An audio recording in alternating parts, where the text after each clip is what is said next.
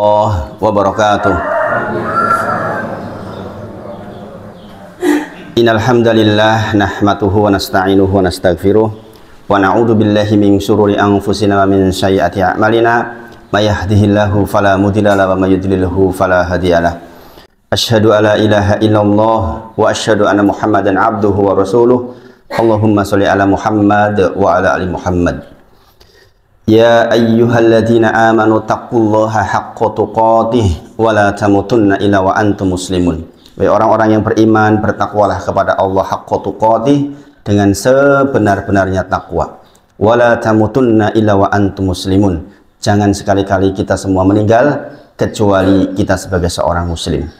Ini menika orang yang mempunyai kalimat la ilaha illallah yang dipenuhi syarat dan rukunnya.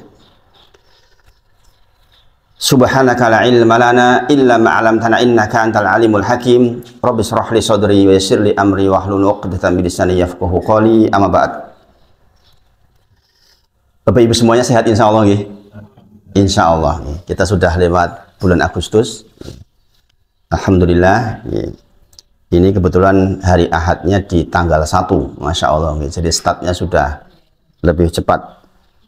Semoga Allah rahmati kajian kita pagi ini dan Allah rahmati sisa umur kita, sehingga setiap tambahan umur hanyalah tambahan kebaikan saja. Sebagaimana Rasulullah bersabda, jikalau masih ditambah umur maka ziyadatan li fi kulli khair wal hayata, dan kehidupanku ya Allah ziyadatan li fi kulli khair, adalah tambahan kebaikan dan kebaikan saja. Sampun ngantos kita bertambah umur tapi bertambah jelek amal ibadahnya. Wal mauta rahatan li fi kulli syarr. Seandainya pun kita meninggal, kita berharap meninggal kita adalah istirahat dari semua keruwetan dunia.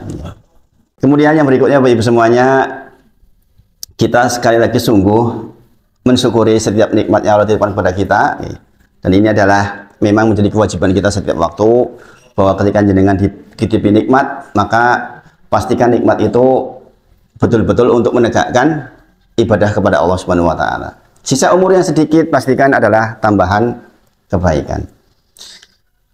Kemudian salawat dan salam kita sampaikan pada junjungan kita Nabi Agung Muhammad sallallahu alaihi wasallam. Kita selalu berharap mudah-mudahan dimudahkan oleh Allah untuk mempelajari seluruh risalahnya, kemudian kita hidup di atas sunnah-sunnahnya, dan insya Allah meninggal pun di atas sunnah Nabi Muhammad sallallahu alaihi wasallam. Yang pertama, sebagaimana biasa saya mengingatkan satu hal terkait dengan kecerdasan kita, yaitu tentang masalah kematian. Selalu kita ingat-ingat bahwa kematian selalu mengintai kita, bahwa kita bisa diambil oleh Allah setiap saat. Maka dikatakan cerdas seseorang adalah yang paling banyak mengingat kematian, sebagaimana saya ulang-ulang, yaitu orang-orang yang aksaruhum lil mauti dzikra. Orang cerdas adalah orang yang banyak mengingat kematian. Wa ahsanuhum lima ba'dahu, dan yang paling baik persiapannya untuk kehidupan setelah kematian. Itu yang cerdas, kata Rasulullah SAW. Sekali lagi, orang kalau dikabari mau meninggal pasti juga akan semangat di dalam ibadah. Sholat subuh kita tadi misalnya, kalau kita menghadirkan keadaan di hati bahwa seperti sholatnya muwadiin, sholli sholata muwadiin, sholatlah sebagaimana sholatnya muwadiin, sholatnya orang yang mau mati. Kalau jenengan seperti itu keadaannya, insya Allah jenengan khusyuk. Maka saya kalau udah naik mau ngimam, yang ada di dalam hati saya itu, ini sholat terakhir saya, mungkin nanti saya siang meninggal, gitu. Sehingga rasanya itu menjadi khusyuk, dan ini memang yang disarankan oleh Nabi Muhammad SAW. Jikalau kita ingin mendapatkan sholat yang khusyuk, maka sholatlah sebagaimana sholatnya orang yang mau mati. Jangan tahu nanti siang mau meninggal, mati sholatnya dengan khusyuk. Dan itu adalah orang yang cerdas. Saya sampaikan satu ayat bahwa Allah berfirman di dalam Quran surah Al-Hadid ayat 16, alam ya'ni lil ladzina amanu an takhsha qulubuhum li dzikrillah wa ma nazala minal haqq. Suatu ketika para sahabat Bapak Ibu semuanya itu merasa agak bosan. manusiawi. Kadang-kadang sahabat juga merasakan hal demikian, aktivitas kehidupan sehari-hari, bekerja, dengan yang pegawai berangkat pagi pulang sore misalnya, mungkin merasakan kebosanan. Kemudian sahabat pun datang kepada Nabi Muhammad SAW, ya Rasulullah, berceritalah kepada kami, gitu. Jadi mereka itu kalau bosan itu ingin ketemu Nabi SAW dan ingin diceritai. Maka kemudian turunlah surat Yusuf. Jadi surat Yusuf itu salah satu surat yang menerangkan kisah dari awal sampai akhir paling lengkap di dalam Al-Quran. Dari Yusuf kecil, kemudian dinakali sama saudaranya, kemudian dimasukkan ke sumur, kemudian diangkat, kemudian sampai akhirnya endingnya bahagia, jadi seorang raja, dan bapaknya pun yang sempat buta bisa melihat lagi. Intinya itu adalah kisah yang sangat menakjubkan. Kalau jenengan membaca surat Yusuf itu nanti jenengan akan banyak sekali dapat hikmah. Ternyata setelah turun surat Yusuf itu, para sahabat masih mengatakan, ya Rasulullah, mbok cerita meneh, gitu. Saking inginnya hiburan. Maka kemudian turunlah ayat ini, Quran surah Al-Hadid ayat 16. Alam ya'ni lilladina amanu an takhsa'a qulubuhum li dzikrillah. Opo durung wektune dinggo panjenengan semua tiang ingkang beriman untuk hatinya khusyuk mengingat Allah. Wa manazala minal haqq, dan untuk terus berinteraksi dengan Al-Qur'an yang dengannya hati menjadi lembut. Jadi Bapak Ibu semuanya, kalau jenengan merasa penat, ketahuilah Allah menyarankan kita untuk membaca Quran, bukan nonton drakor, bukan. Jadi kalau jenengan rasanya kok nggak tentrem, rasa kurang bersemangat, datanglah ke Al-Quran. Masya Allah. Di sini saya kebetulan hari ini bersama dengan dua orang sesepuh, Pak Tovan itu dari Masjid Gunung Sempu, jauh loh Bu. Yang jemput saya beliau, Masya Allah. Kemudian nyamper Pak Bambang. Pak Bambang itu warga baru di perumahan Madanasri. Beliau dari Bekasi. Anaknya sekolah di sini. Beliau mu'alaf. Dulunya beliau Katolik. Beliau cerita bahwa Al-Quran itu cahaya betul, Ustadz. Saya merasakan betul. Jadi kalau beliau yang mu'alaf saja berinteraksi dengan Al-Quran banyak, apalagi dengan yang sudah Islam sejak kecil. Bahwa ternyata betul, wa manazala minal haqqo. Apa yo durung wektune toh mbok panjenengan sedaya. Supaya hatinya khusyuk. Udah tua, udah 50 tahun misalnya, kok isih urung khusyuk. Padahal ayat itu turun, yang tadi turun tahun keempat keislaman. Bayangin nembe-nembe wae. Jenengan itu sudah lama menjadi Islam, mungkin sebagian 10, 20 tahun, 30 tahun. Maka Allah berfirman, alam ya'ni lilladina amanu. Opo yo belum datang waktunya untuk kalian orang-orang beriman, hatinya khusyuk, nggak kebanyakan dolan maksudnya. Khusyuk, lidzikrillah, mengingat Allah Subhanahu wa taala. Wa manazala minal haqq, dan untuk terus berinteraksi dengan Al-Qur'an. Nggak ada habisnya berinteraksi dengan Al-Qur'an itu. Masya Allah. Tadi yang saya bacakan di pengiriman itu surah An-Nisa itu, di halaman pertama. Separuh di rakaat pertama, separuh di rakaat kedua. Itu kan dengan maknai, Masya Allah.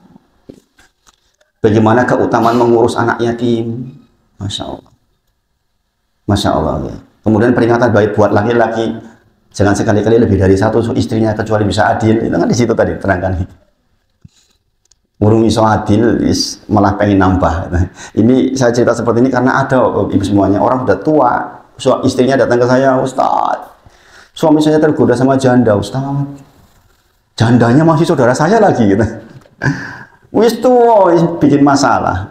Adil urung iso, subhanallah. Itu tadi yang saya bacakan ayat tentang itu di sholat kita, Masya Allah. Jadi sekali lagi Allah kasih peringatan ke kita untuk khusyuk, Bapak Ibu. Apalagi kalau sudah panjang umurnya. Kemudian dikatakan di lanjutan ayatnya,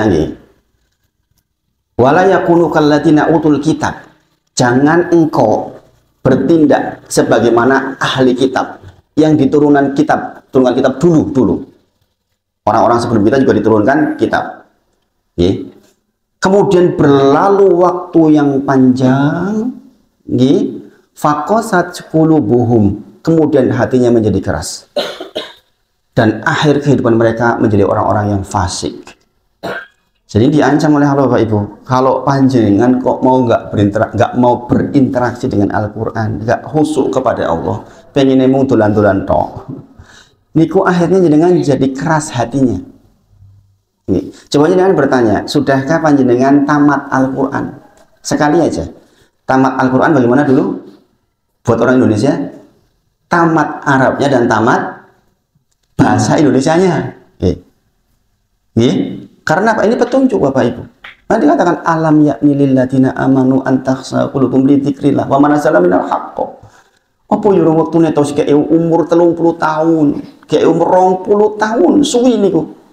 Saya melihat kayak umur 40 tahun kok yo urung wae gitu. Subhanallah Bapak Ibu. Apalagi 50 tahun. Kok kita belum khusyuk mengingat Allah. Subhanallah Bapak Ibu. Kita masih ingin dunia. Masih pengen tulan ke sini, tulan ke sini. Urusan dunia. Subhanallah. Masih menumpuk-numpuk harta. Untuk apa Bapak Ibu?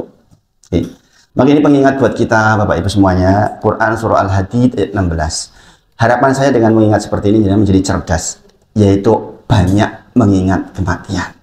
Dengan demikian insya Allah kita menjadi orang-orang yang bersegera di dalam ibadah, bersegera di dalam tobat, dan ridho dengan yang sedikit sebagaimana kita sudah bahas. Baik Bapak Ibu semuanya, kita melanjutkan pelajaran kita yaitu bab sholat. Kemarin kita membahas tentang syarat sholat yang ada 9. Insya Allah sudah dicatat. Dari yang 9 itu kita sekarang masuk ke yang mengangkat hadas, yaitu yang keempat.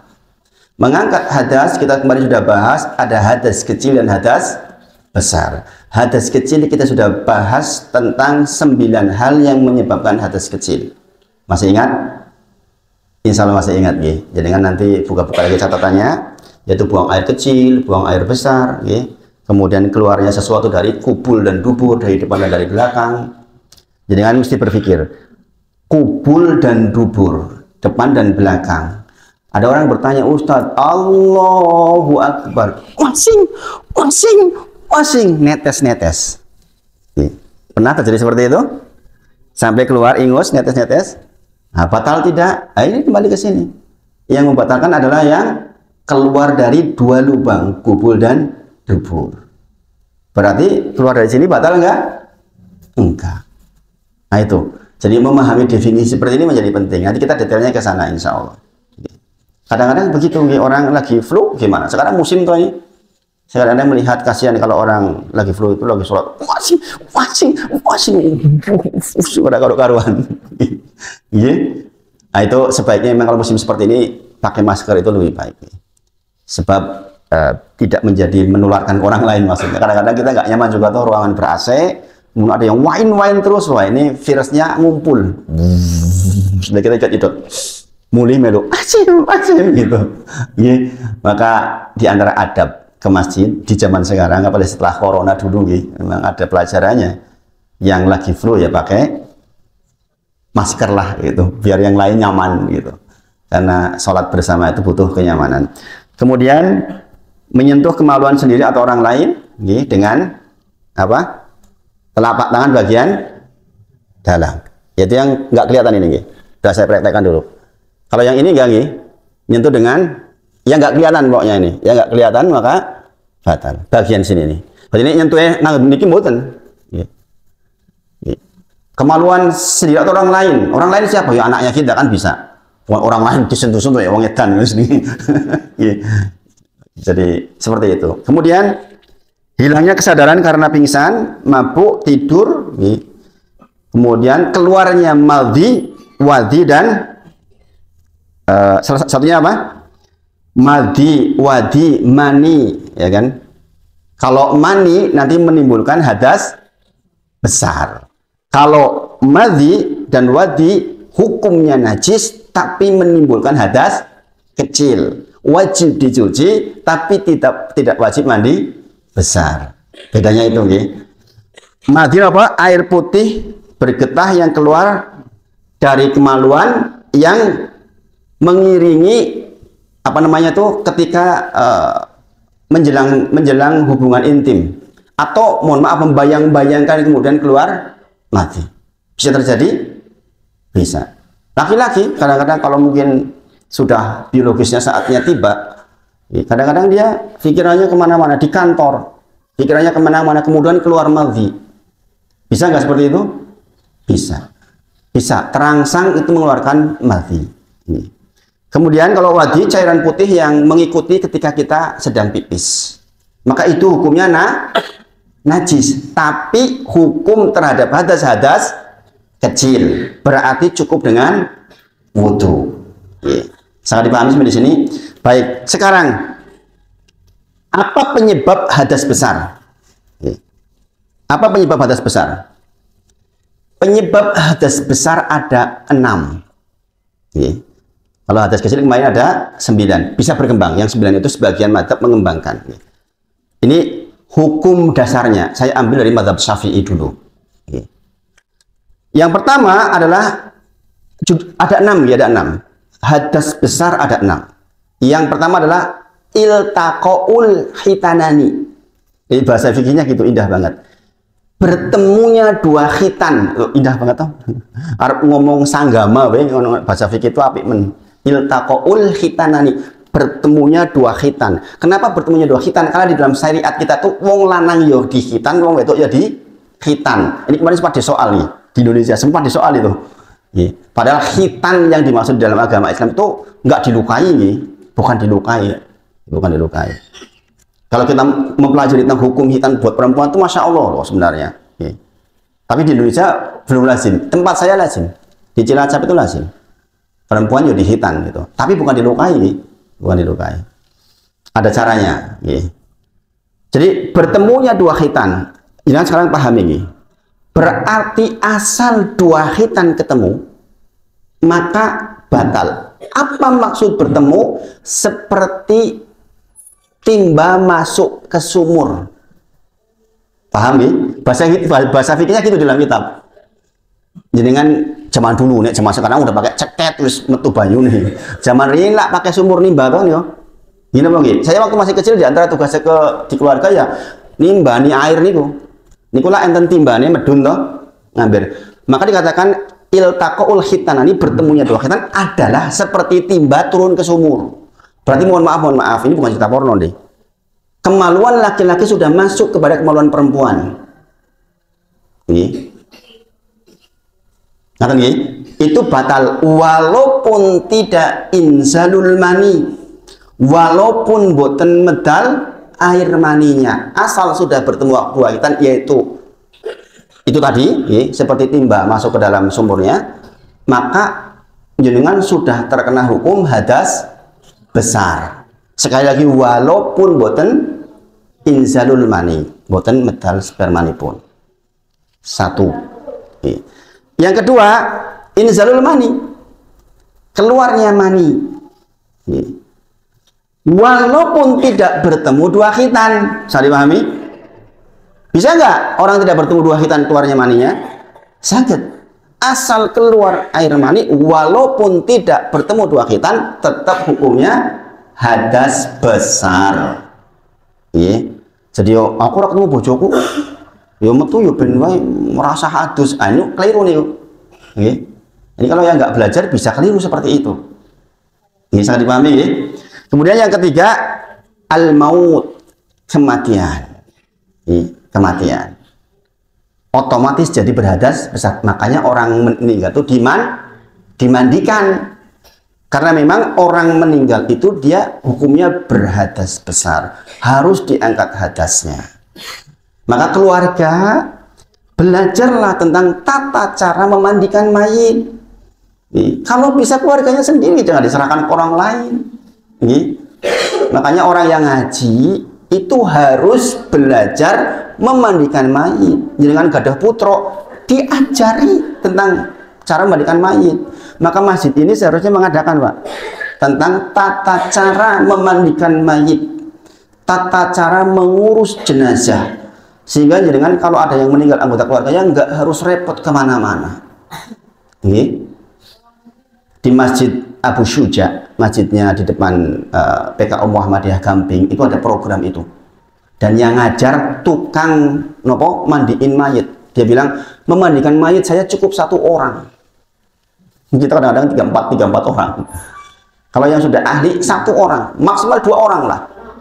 Kalau suami ya istri dan anak laki-lakinya.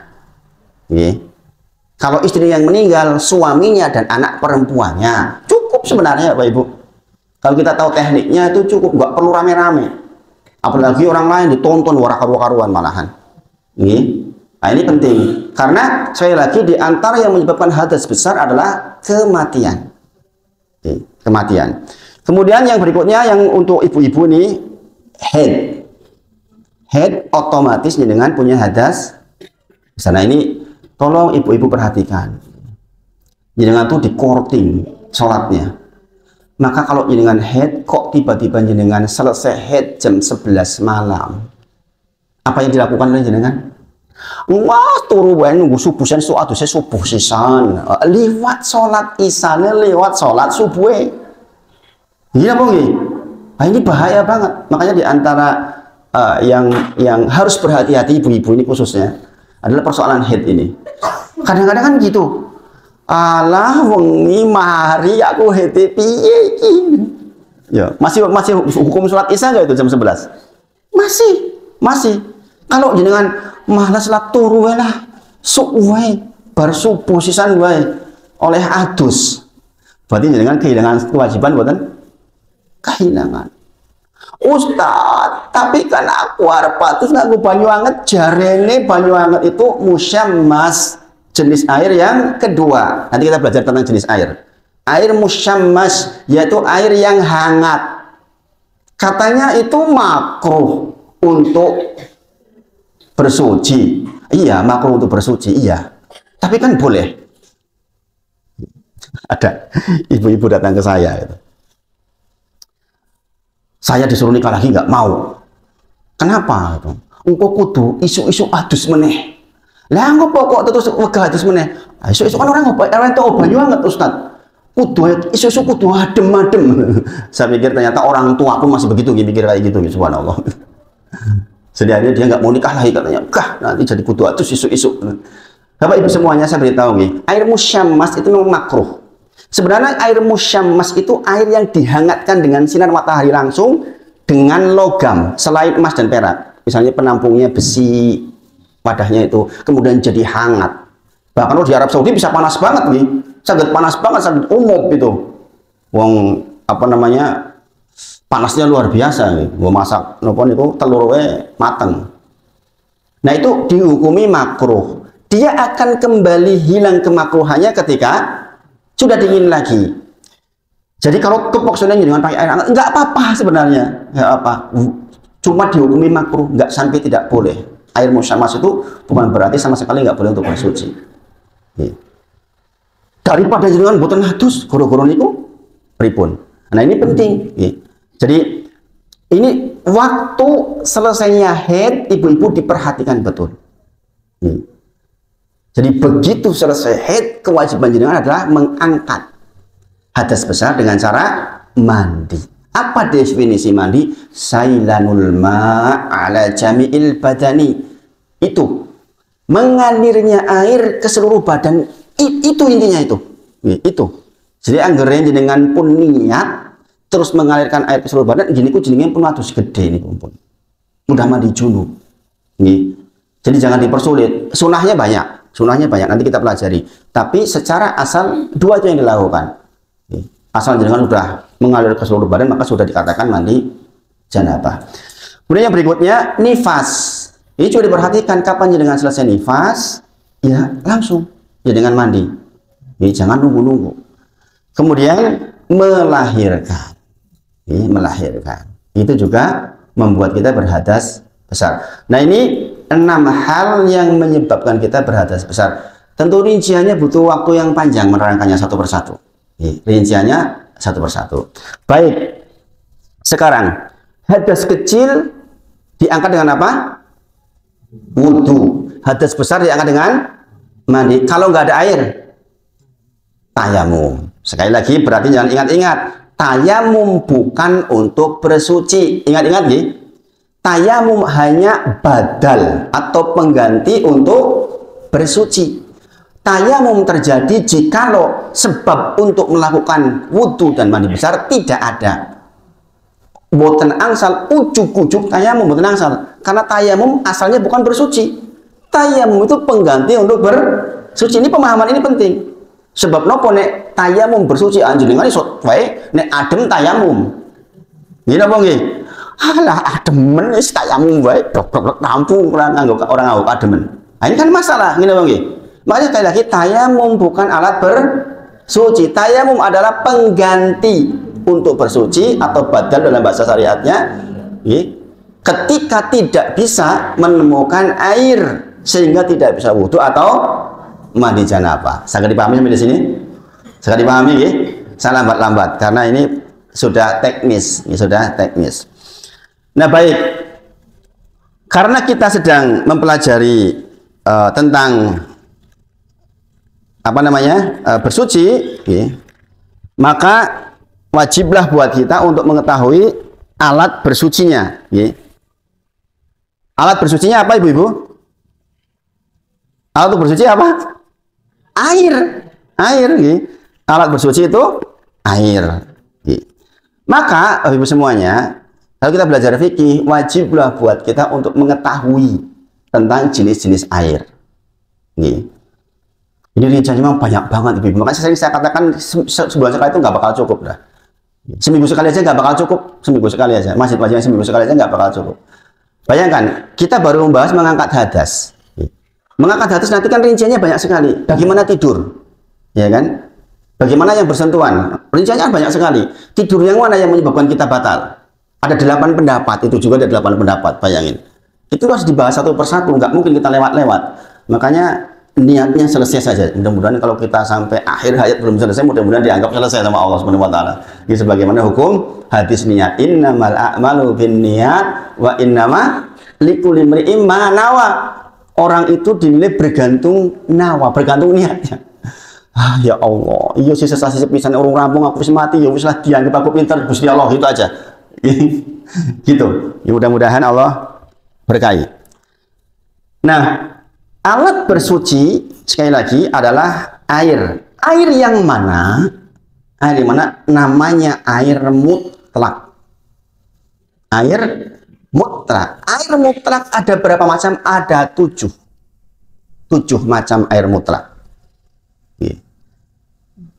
Biasanya kalau kita belajar yang lebih serius itu saya bacakan kitabnya satu persatu. Dari bahasa Arabnya diterjemahkan satu persatu. Ini biar singkat. Saya permudah untuk dengan mudah-mudahan dipahami. Yang pertama, air hujan. Air hujan adalah air mutlak. Nek jenengan ada air hujan ditampung, maka itu air yang boleh untuk bersuci. Izin minum dulu nggih.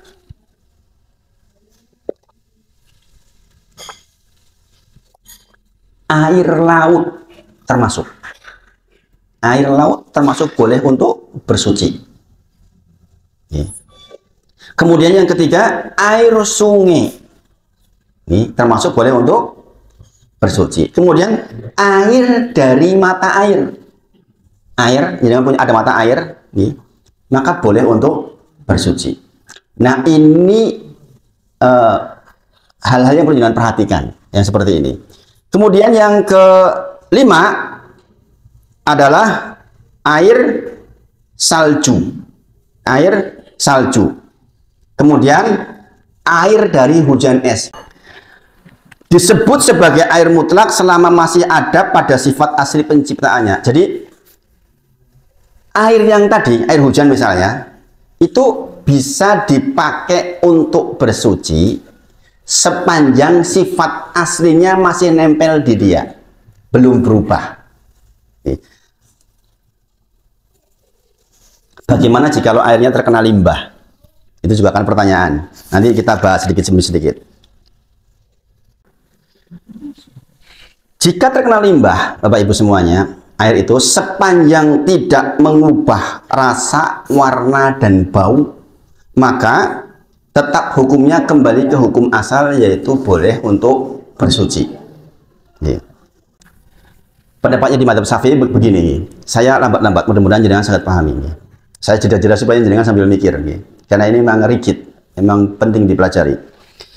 Imam Syafi'i dalam Juz 1 halaman 20 mengatakan jika air kemasukan benda halal, air mutlak tadi kemasukan benda halal, kemudian mengubah bau dan rasa, sedangkan benda itu tidak melebur jadi satu, maka sah wudunya. Gimana? Membayangkannya gimana? Kemasukan sesuatu benda suci yang lain, mengubah bau dan rasanya, tapi tidak melebur, tidak larut, maka masih dikatakan sah untuk bersuci. Contoh, air kemasukan kayu. Nikola bisa saja kayunya bau, sakit mboten? Sakit mboten? Ada kayu yang punya rasanya, nggak ngomong jenengan wedang wuwuh ya ngagem kayu to niku.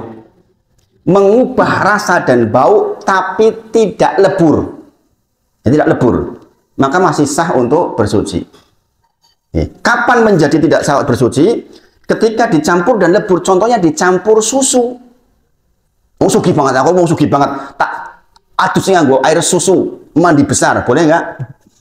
Nggak boleh karena udah berubah sifatnya. Saking sugihnya dengan wudhunya nganggo air susu, boleh nggak? Aku sugi banget, marah-marah, gopo sih, buat susu panti wudhu. Entuk orang buat tenang sal. Dicampur madu, dicampur teh. Itu kan larut, maka yang demikian sudah berubah, sudah berubah. Maka yang demikian tidak bisa untuk bersuci.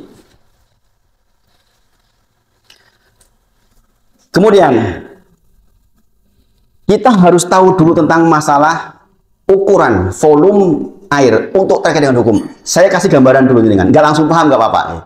Makanya sekali lagi belajar fikih memang lambat-lambat dan jenengan tidak langsung paham. Karena jenengan butuh ulang lagi. Yang pertama, jenengan harus tahu tentang volume air yang terkait dengan hukum fikih. Air ini kula oke, ono sing ciduk, ono sing ember, ono sing ono. Dikatakan terkait dengan hukum fikih yaitu ketika volumenya meliputi atau sampai pada 2 kulah namanya. Yaitu ukuran senilai 192, sekian kilogram, atau ukuran 60 kali 60 kali 60. Jadi jangan bikin bak minimal 60 kali 60 kali 60. Itu memenuhi syarat 2 kulah. Karena apa? Nanti ini hukumnya berbeda. Air yang kurang dari 2 kulah maka dikatakan air yang sedikit. Air yang sedikit nanti pengaruhnya banyak, ibu-ibu, nanti rentetannya ke sana. Kalau lebih dari 2 kulah maka dikatakan air banyak. Nah ini nanti sama-sama kemasukan sesuatu hukumnya berbeda, itu maksudnya. Jadi saya ngajak dengan kerangka berpikirnya begini dulu, bertahap nih, bertahap. Nah dari sini kita akan mengembangkan bahwa khususnya di madzhab Syafi'i, ini saya ambil dari kitab madzhab Syafi'i dulu karena kebanyakan kita pakai madzhab Syafi'i. Imam Syafi'i mengatakan ada 4 jenis air di dalam hukum bersuci. Yang pertama adalah air yang suci dan mensucikan. Yang 7 tadi. Air yang suci dan mensucikan. Air hujan, air sungai, air mata air. Kemudian air hujan es. Es udane es terus jadi banyu. Kan begitu akhirnya. Dan itu juga tetap sah untuk bersuci. Walaupun awalnya hujannya es.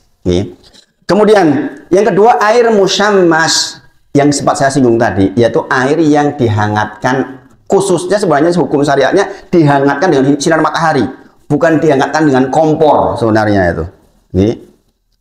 Kemudian yang ketiga air suci tapi tidak mensucikan. Nanti ini ada 2, yaitu mustakmal dan mutaghayyar. Mustakmal itu adalah apa, mutaghayyar itu apa, nanti kita bahas.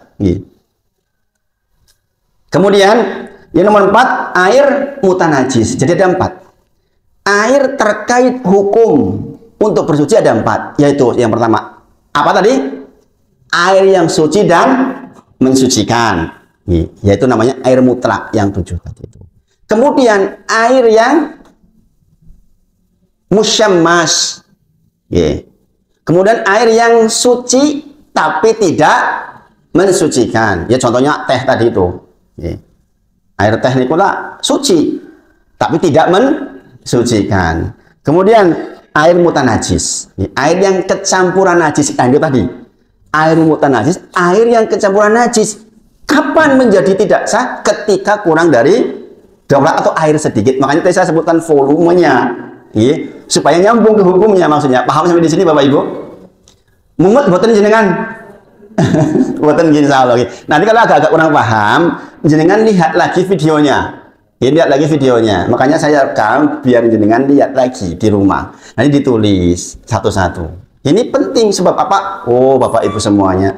Persoalan bersuci di dalam agama Islam itu nomor wahid. Jenengan boten sah sholatnya kalau enggak benar bersucinya. Jadi Islam itu menempatkan kebersihan itu tinggi sekali. Masya Allah. Maka saya termasuk yang paling ribut. Saya rumah masih ngontrak Bapak Ibu, rumah sederhana. Yang paling saya ributkan adalah ketika anak-anak keluar dari kamar mandi kok nggak bersih. Saya ribut mesti.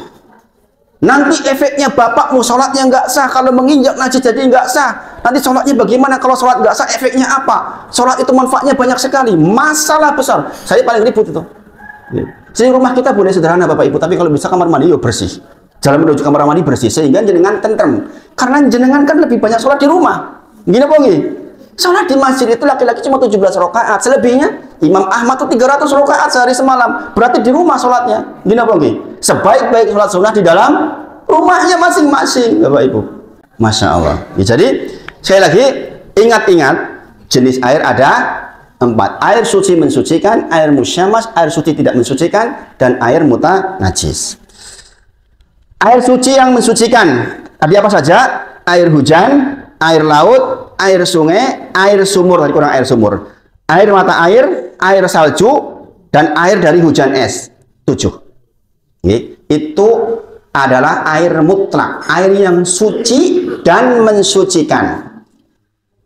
Saya dipahami sampai di sini, Jadi di sini sebutkan 2 kategori, yaitu yang dari bumi dan dari langit. Yang dari langit apa saja?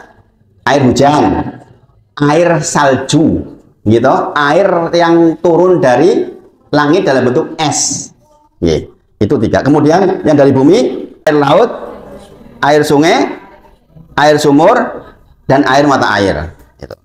Jadi 4 dan 3 pembagiannya, gitu, Nah, ketujuh air itu disebut air mutlak selama masih ada pada dirinya sifat aslinya, isih koyongono, seperti adanya itu. Nah, nanti kita harus belajar beberapa hal terkait dengan ini. Bisa berubah, bila berubah, maka tidak lagi disebut sebagai air mutlak, sehingga tidak bisa bermanfaat untuk air bersuci, untuk alat bersuci. Hanya saja, catatannya perubahan air bisa tidak menghilangkan kemutlakannya apabila perubahan itu terjadi disebabkan karena bercampur dengan sesuatu yang tidak terhindarkan. Contoh misalnya dengan lumut, dengan debu, dengan atau yang semisal itu, lempung. Memang dia tempatnya begitu, kan berubah tuh warna dan baunya. Nganggo lumut suwi banget kan yo ijo. Ini apa nggih? Yang seperti ini tak terhindarkan maka termasuk tetap air walaupun kan berubah niku. Secara asar air mutlak yang 7 tadi, jikalau berubah maka kemutlakannya hilang. Tetapi jikalau bersentuhan dengan sesuatu yang lain yang tak terhindarkan sebagaimana lempung, berarti berubah jadi merah, ya kan? Atau berubah menjadi kehitam-hitaman, tetap berstatus air mutlak. Sangat dipahami? Jadi jenengan menemukan sebuah tempat di Gunung Kidul, banyu angel pol-polan, orangnya yang mungkui, ya itu sudah nggak apa-apa. Sangat dipahami? Jangan membayangkan di sini di Gunung Kidul air angel tenan. Saya pernah datang ke sana tuh, subhanallah. Saya sudah kebelet orang sido pengen. Saking waduh mesak kayak gini Indomar ono banyu nih. Jadi saya tahan itu sampai. Jadi jangan bersyukur di sini air banyak sekali, masya Allah. Kemudian, jadi secara singkat air mutlak adalah air yang turun dari langit atau dari bumi yang sifat penciptanya masih asli seperti adanya dengan perubahan yang dimaafkan. Yang kedua air musyamas, yaitu air yang dipanaskan di bawah terik matahari dengan menggunakan wadah yang terbuat dari logam selain emas dan perak. Jadi kalau nampungnya ngangge emas ngangge perak butuh napa-napa, angget ora apa-apa niku. Jenengan wong sugih, penampung airnya nang dhuwur, torone nganggo emas. Napa perak. maka anggap orang apa? Ramusyamas. Tapi kalau dipanaskan dengan logam, besi atau yang semisal itu, maka menjadi air musyamas yang hukumnya makruh untuk bersuci. Tapi sekali lagi ibu-ibu, jangan jadi alasan gini dengan wah aku gak sesuatu sama orang banyak banget. Islam itu mudah, Bapak Ibu. Kalau jenengan goro-gorong isu-isu nganggo banyu adem dadi loro, ya jenengan pakai air hangat. Salah dipahami sampai di sini? Ingat ada hukum lain. Islam itu selamanya mudah, kata Rasulullah, dan selamanya tidak menyulitkan. Ini hal yang perlu dipahami. Quran surah Al-Hajj mengatakan seperti itu. Islam datang bukan untuk menyulitkan jenengan. Islam datang untuk memudahkan panjenengan. Nek Islam angel, yakin sinaune urung rampung. Niku, nggih. Jadi jenengan kalau sinaunya belum selesai udah dianggap Islam, itu karena memang kita belum selesai belajarnya, nggih. Nggih. Hukumnya air musyamas itu hukumnya suci mensucikan, masuk ke dalam suci mensucikan. Nggih. Tetapi makruh. Nggih. Kemudian yang ketiga adalah air suci tidak mensucikan. Nggih. Zatnya suci, seperti air susu kan zatnya suci. Gini apa dengan minum kok. Air teh dengan suci. Termasuk kategori air suci. Zatnya suci, tetapi tidak mensucikan. Ini ada dua macam, yaitu air mustakmal dan mutaghayyir. Mustakmal adalah air yang sudah digunakan untuk bersuci. Bisa dipahami? Jenengan berwudu saking irite banyu ditampung bekas wudu nih, ditampung wudu ditampung, maka bekas tampungannya itu menjadi air mustakmal. Bapak Ibu, sebenarnya ini rinciannya luar biasa. Lihat, luar biasa. Air mustakmal itu digunakan untuk bersuci pada bagian yang wajib. Jadi jangan coba, Islam itu detail banget. Maksudnya ngaten, saya kasih gambaran. Jangan wudhu ya. Membasuh muka itu yang wajib kan yang pertama, gini Bang. Jangan membasuh muka berapa kali? 3 kali. Yang pertama wajib, yang kedua ketiga sunnah. Bekas yang kedua tiga ini bukan mustakmal sebenarnya ini. Yang mustakmal itu untuk yang wajib sebenarnya begitu. Ini lah nyampur nih kok. Ini Bang. Ini penting menjadi pemahaman buat jenengan. Kadang-kadang jangan mungkin kepengaruh begini. Aduh Ustadz, saya ada ember. Saya wudhu, nyiprat yang ember. Berarti cipratannya kan mustakmal nih kok. Gini Bang. Gini Bang. Nah, ini penting mempelajari yang dua kulah tadi. Sebenarnya air mustakmal yang nyiprati air mutlak tadi yang 7 tidak masalah, tidak mengubah kemutlakannya kecuali merubah yang tadi itu loh. Tadi mau nyiprat sidik, ini buat nopo-nopo. Oh berarti ini pun mustakmal, ini pun buat nangsal bersuci, ini kan masalah. Lagi-lagi mung sidik malahan.